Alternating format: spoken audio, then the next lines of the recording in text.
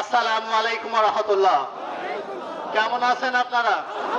আলহামদুলিল্লাহ আলহামদুলিল্লাহ। সর্বপ্রথম শুকরিয়া জ্ঞাপন করি সেই মহান রব্বুল আলামিনের দরবারে, যে মহান রব্বুল আলামিন আজকের এই বাজারের এই মাঠে আপনাদের স্বতঃস্ফূর্ত অংশগ্রহণের যে জনসভা অনুষ্ঠিত হচ্ছে, সেই জনসভায় আল্লাহ রাব্বুল আলামিন আমাদেরকে উপস্থিত হওয়ার সুযোগ করে দিয়েছেন। আলহামদুলিল্লাহ। দরুদ ও সালাম পেশ করে বিশ্ব মানবতার মুক্তির দূত, বিশ্বের সফল রাষ্ট্রনায়ক, বিশ্বের সফল রাজনীতিবিদ মুহাম্মদুর রাসূলুল্লাহ সাল্লাল্লাহু আলাইহি ওয়াসাল্লাম। সম্মানিত উপস্থিতি, আজকে আমার মন ভরে গেছে। আজকের এই নবাবগঞ্জ বাজারের এই মাহফিল, আজকের এই জনসভা প্রমাণ করে আগামীর বাংলাদেশ জামাত ইসলামের বাংলাদেশ। সম্মানিত উপস্থিতি, আমরা 22 তারিখ থেকে জনসভা শুরু করেছি। প্রত্যেকটা জায়গায় যেখানে আমরা জনসভা করতেছি, প্রত্যেকটা জায়গায় এরকম স্বতঃস্ফূর্ত মানুষের অংশগ্রহণ আমরা লক্ষ্য করতেছি। সম্মানিত উপস্থিতি, শুধু এই জায়গায়, শুধু কল্যাণী এই জায়গা নয়, বাংলাদেশের প্রত্যেকটা প্রান্তর, শুধু জলঢাকা উপজেলা নয়, বাংলাদেশের প্রত্যেকটা প্রান্তরে বাংলাদেশ জামাত ইসলামের গণজোয়ার তৈরি হয়েছে। সাধারণ মানুষ বলা শুরু করে দিয়েছে, 54 বছর তো আমরা বিভিন্ন রাজনৈতিক দলকে দেখলাম, আর নতুন করে কোন ফ্যাসিস্টকে আমরা আর দেখতে চাই না। আগামীর বাংলাদেশ হবে জামাত ইসলামের বাংলাদেশ, আগামীর বাংলাদেশ হবে 11 দলীয় জোটের বাংলাদেশ, আগামীর বাংলাদেশ হবে দাঁড়িপাল্লার বাংলাদেশ, আগামীর বাংলাদেশ হচ্ছে ন্যায় এবং ইনসাফের বাংলাদেশ। সম্মানিত উপস্থিতি, দীর্ঘ 54টা বছর আমরা বিভিন্ন রাজনৈতিক দলকে দেখলাম। একটা রাজনৈতিক দল ঘোষণা করেছিল, তারা বলেছিল বাংলাদেশকে তারা সোনার বাংলায় পরিণত করবে, কিন্তু দুঃখের সহিত 54 বছরের ইতিহাস হচ্ছে তারা বাংলাদেশকে সোনার বাংলায় পরিণত করতে পারে নাই, বরং বাংলাদেশকে তারা শ্মশানের বাংলায় পরিণত করেছে। একটা রাজনৈতিক দল 54 বছর আমাদেরকে বলেছিল বাংলাদেশকে তারা সবুজ বাংলায় পরিণত করবে, কিন্তু দুঃখের সহিত আমরা লক্ষ্য করেছি তারা বাংলাদেশকে সবুজ বাংলায় পরিণত করতে পারে নাই, বরং বাংলাদেশে তারা 3 বার ক্ষমতায় ছিল, 5 বার দুর্নীতিতে চ্যাম্পিয়ন করেছে।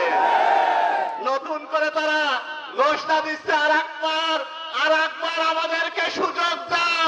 বাংলাদেশের জনগণ তাদের ইতিহাস ভুলে যায় নাই, বাংলাদেশের জনগণ ভুলে যায় নাই সেই হাওয়া ভবনের কথা, বাংলাদেশের জনগণ ভুলে যায় নাই বিদ্যুতের নামে খাম্বা দেওয়ার কথা। নতুন করে তারা শুরু করেছে ফ্যামিলি কার্ড। নতুন করে তারা বলা শুরু করেছে, এখন কার্ড দেখাইছে ওখানের নাম বলে ফ্যামিলি কার্ড। কেটে কিনা? সম্মানিত উপস্থিতি, একটা তথ্য দেই, তারা বলতেছে তারা প্রত্যেক মহিলাকে ফ্যামিলি কার্ড দেবে।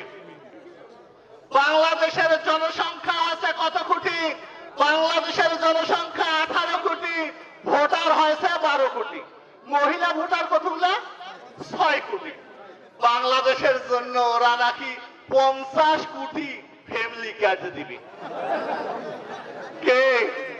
বাংলাদেশের জনসংখ্যায় আছে পুরুষ মহিলা মিলে 18 কোটি, ফ্যামিলি কার্ড আমার রেডি করছে 50 কোটি।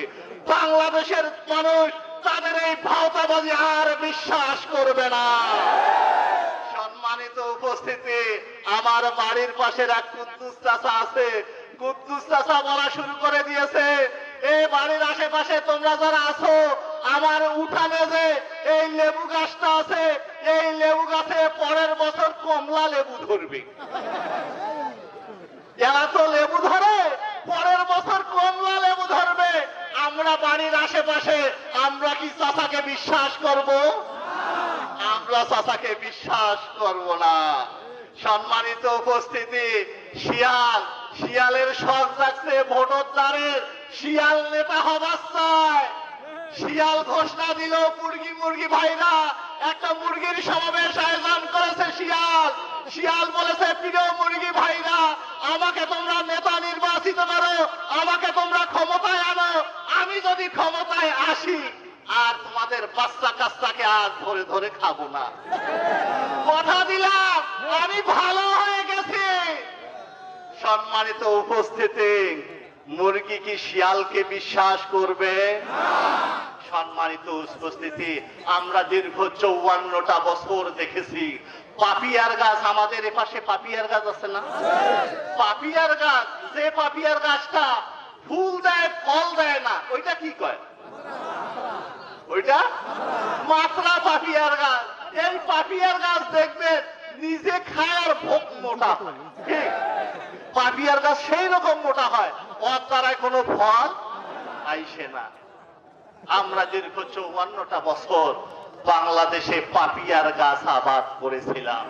যে পাপিয়ার গাছ বাংলাদেশে ফল দেয় নাই, যে পাপিয়ার গাছ তার নেতা এবং কর্মীরা নিজে খাইছে আর ভোকম ভোকম মোটা হয়েছে, কিনা?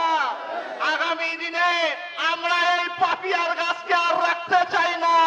পাপিয়ার গাছকে আমরা শুধু কেটে ফেলবো না, পাপিয়ার গাছকে আমরা আগামী দিনে শিকড় সহ